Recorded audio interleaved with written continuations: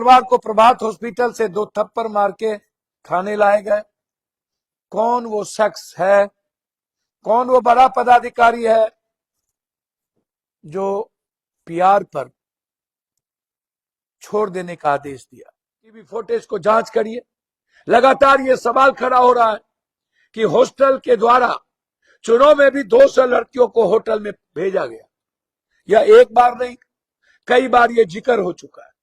मैंने कई लड़कियों को आपके सामने लाया हूं।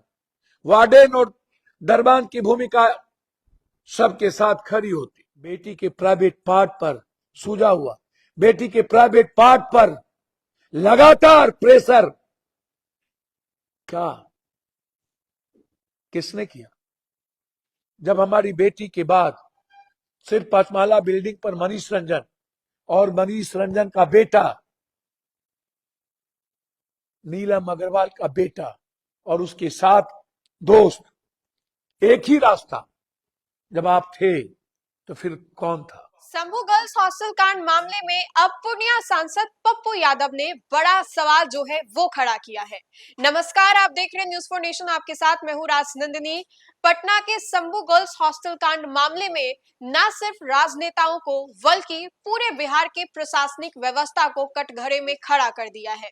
सवाल इसलिए भी लाजमी हो जाता है कि अभी तक पुलिस के हाथों में आया ही क्या है। इन सभी चीजों के बीच पूर्णिया सांसद पप्पू यादव ने बड़ा सवाल जो है वो दागा है और बताया है कि इन सभी चीजों के पीछे किसका हाथ है। आपको बताएं तो पप्पू यादव ने सवाल पूछते हुए ये भी कहा है कि इसके पीछे किसी बड़े आदमी का हाथ है। और इतना ही नहीं, पप्पू यादव का साफ तौर पे ये भी बयान निकल करके सामने आया है कि 200 से अधिक लड़कियों के साथ उस हॉस्टल में क्या कुछ होता था। आपको बताएं तो इस पूरे मामले में कोई राजनेता अगर सबसे ज्यादा सक्रिय नजर आ रहा है तो वो है पूर्णिया सांसद पप्पू यादव, जहां पर आए दिन उनके द्वारा अलग अलग बयान जो है, खुलासे जो है वो किए जा रहे हैं। और इसी कड़ी में एक बार फिर से पप्पू यादव ने चौंका देने वाला खुलासा जो है वो किया है।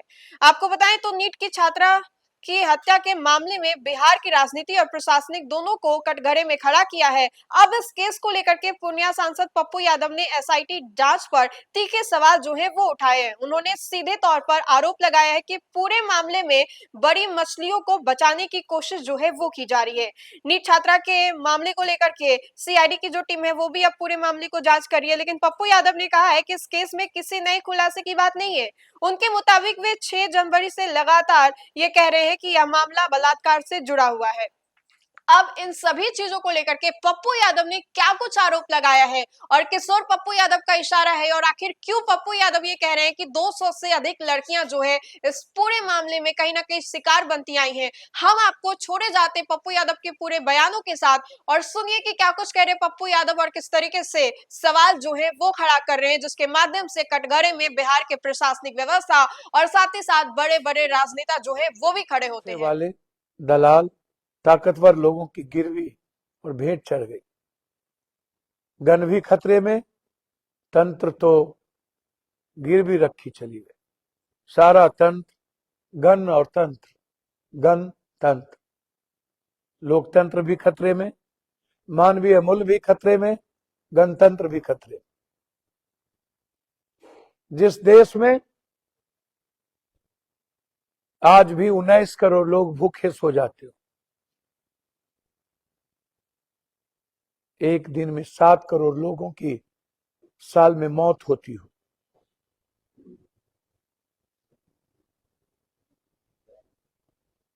भूत भभूत सांप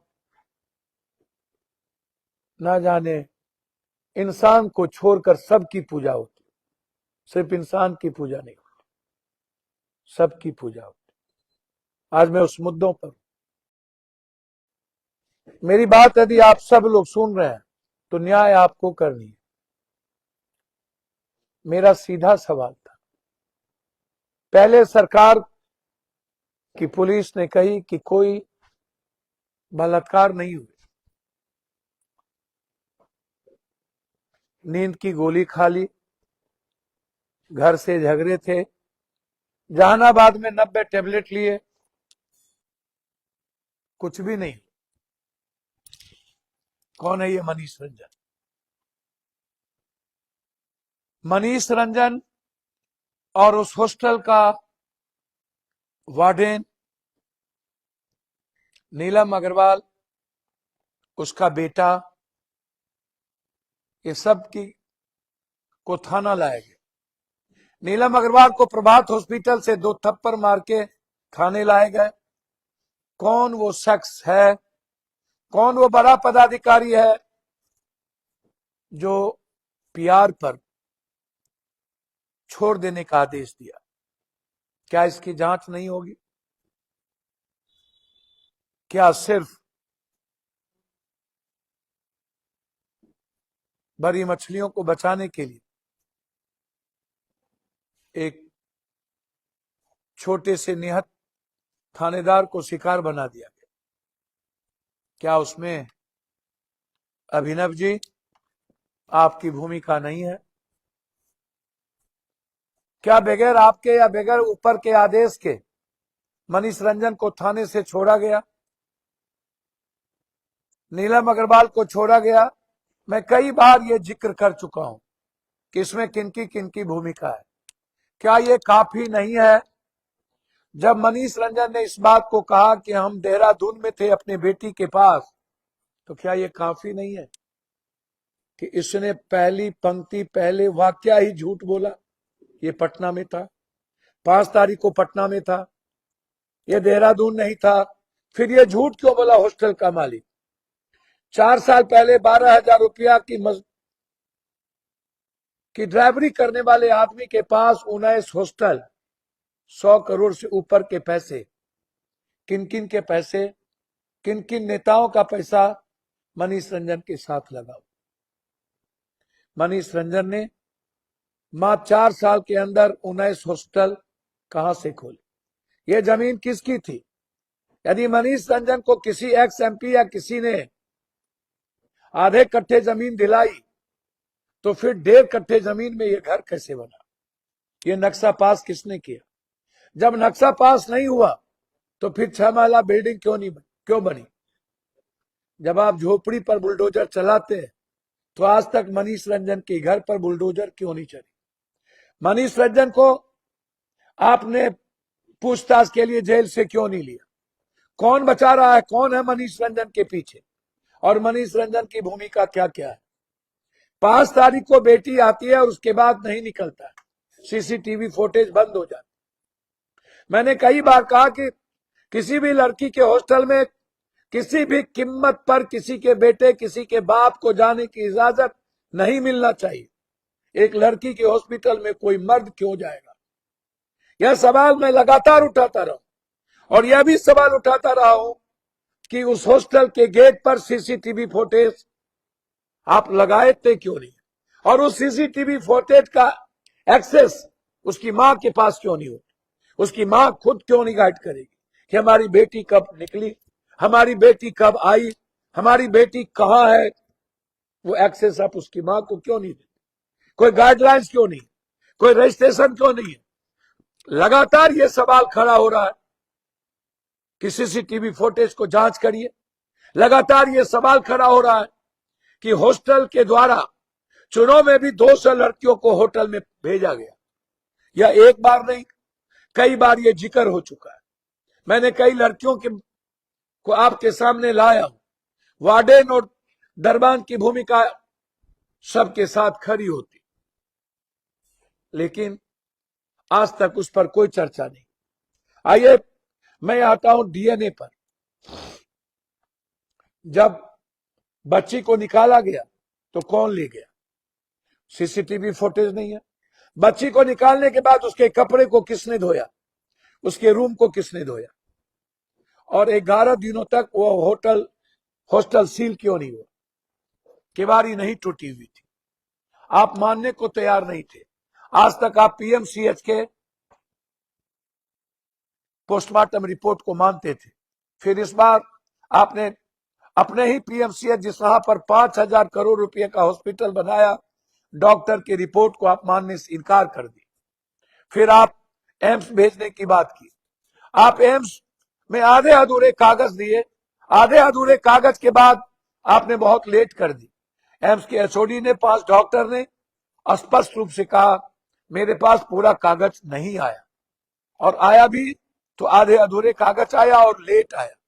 मैं इस पर कोई फाइंडिंग नहीं दे सकता क्योंकि मेरे पास लड़की का बॉडी नहीं है। लड़की के बॉडी के आधार पर पीएमसीएच के टीम ने एक बड़ा आपके पास पोस्टमार्टम रिपोर्ट दिया। उस पोस्टमार्टम रिपोर्ट में मैंने पहले भी कहा, जब पहले ही फर्स्ट एड में वो लड़की उस हॉस्पिटल जो मेडिकल काउंसिल ऑफ इंडिया के अध्यक्ष सहजानंद जी, मैं किसी पर आरोप नहीं लगाता, लेकिन सहजानंद जी के यहां गए। सहजानंद जी जब एक बच्ची बेहोश में गई होगी तो ये स्वाभाविक है कि वहां की थाना प्रभारी चाहे किसी के दबाव में हो, चाहे किसी ने उसकी गलती करवाया हो, लेकिन उसने गलती की। आपने ना तो 9 तारीख को जब वो कहते हैं कि 8 को प्रभात में उनको होश आया, जब होश आया थाना प्रभारी वहां थी, फिर फर्द बयान क्यों नहीं लिया? और उसके बाद 11 तारीख को केस क्यों हुआ? 12 तारीख को पोस्टमार्टम रिपोर्ट आ गया। 13 तारीख को पटना सीनियर एसपी और एएसपी कहते हैं कि अभी भी मैं उसी पर कायम हूं। पोस्टमार्टम रिपोर्ट के बाद ये सीनियर एसपी साहब, मैं आपसे जानना चाहता हूं, आप अपने को ईमानदार कहते हैं, फिर किसके प्रेशर में आपने इस चीज को छोड़ दिया? डीजीपी साहब, आप ईमानदार हैं, आज हैं कल नहीं रहिएगा। आप भी इसी समाज के हिस्से हैं। डरिए, यदि आप परमात्मा को मानते हैं तो उससे। ये हमारे समाज की बेटी है। क्यों? जिस दिन से एसआईटी जांच की घोषणा हुई तब से लेकर के उसके परिवार पर केंद्रित ये सवाल क्यों है, मैं आपसे जानना चाहता हूं। जब ये सवाल खड़ा हुआ कि उस दुकान पर नींद की गोली नहीं खरीदी गई, उसके पिता के डॉक्टर ने जो प्रिस्क्रिप्शन दिया 2 टैबलेट खरीदे गए, वो टैबलेट किसी दूसरे बीमारी के थे। बेटी वहां नहीं गई। 27 तारीख को यह लड़की जाती है और 4 किलोमीटर दूर से ही लड़की के घर की ओर रोड चला जाता है। ये लड़की अपने घर जाती है। पापा इसके दवाई लेते हैं। पापा अपने बेटा या बेटी को कहता है कि बेटा ऑनलाइन इसका पैसा कर दो। आप इस ऑनलाइन के आधार पर इस केस को टर्न अप करने का आप शुरुआत करते हैं। कितना टॉर्चर किया आपने उस दवाई की दुकान को। क्यों? जब नींद की गोली खरीदी नहीं गई, सीसीटीवी फुटेज बताया नहीं, जब वो बेटी वहां गई नहीं, तो फिर आप मरने के बाद उस बेटी को बदनाम करने का अधिकार आपको है क्या? क्या हम लोग को चुल्लू भर पानी में डूब के नहीं मर जाना चाहिए? मैं मानता हूं समाज मेरा निपुंसक हो चुका है, कायर है, कमजोर है। जब हम मणिपुर की बेटी को न्याय नहीं दिला पाए तो और किस बेटी को न्याय दिला पाएंगे? हम लोग हिजरा है, हम लोग मौग है, हम लोग लड़ने की हिम्मत नहीं करते। छी, लानत है सारे नेताओं पर जो रात के अंधेरे में सिर्फ पैसे और सेक्स के लिए पैदा हुआ है। मैं जानता हूं 10% नेता को छोड़ दीजिए, पदाधिकारी को, वो भी मैं डर से कह रहा हूं, सिर्फ डर से। 97% नेता, पदाधिकारी और पैसे वाले लोग सिर्फ कुकर्म करते। क्या कारण है सब नेता चुप है? क्या कारण है इस बेटी को न्याय दिलाने के लिए एक नेता आगे नहीं आता? क्या कारण है कि आप बलात्कारी को टिकट देते? और इस बच्ची में भी जात का खेल। बारे बा आप माता पिता का डीएनए लिए, समझ में आया। आप मामा का डीएनए क्यों? आप उसके भाई का डीएनए क्यों? क्या उसके मामा यहां आके बलात्कार किए थे? क्या उसके भाई ने हॉस्टल आया था? क्या उसके मामा और भाई ने एक साथ मिलकर बलात्कार करके भेजा था? तब से अंडर गारमेंट में ब्लड लगा हुआ था। अंडर गारमेंट यदि नहीं मिलता तो क्या बलात्कार साबित आप कर होने देते?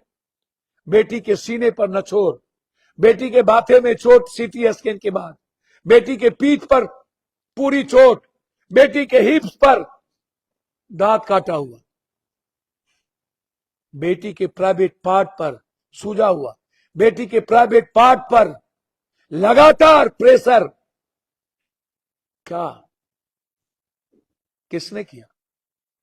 जब हमारी बेटी के बाद सिर्फ 5 माला बिल्डिंग पर मनीष रंजन और मनीष रंजन का बेटा नीलम अग्रवाल का बेटा और उसके साथ दोस्त, एक ही रास्ता, जब आप थे तो फिर कौन था? मामा सुभाष शर्मा, जिसने 2.5 लाख रुपया प्रभात में पे किया और 1.5 लाख रुपया मरने के बाद मेदांता को पे किया। शर्म नहीं आता? सम्राट चौधरी साहब, आप तो बहादुर हैं। हम लोगों को चुल्लू भर पानी में डूब के मर नहीं जाना चाहिए। हम लोग किसको बचा रहे? किसको? मैं हाथ जोड़ता हूं, पैर पकड़ता हूं। सम्राट जी, प्लीज प्लीज प्लीज मत बचाइए, पैर पकड़ता हूं। उसके माँ बाप आत्महत्या कर लेंगे, उसका भाई पागल हो चुका है। मत बदनाम कीजिए रिश्तों को।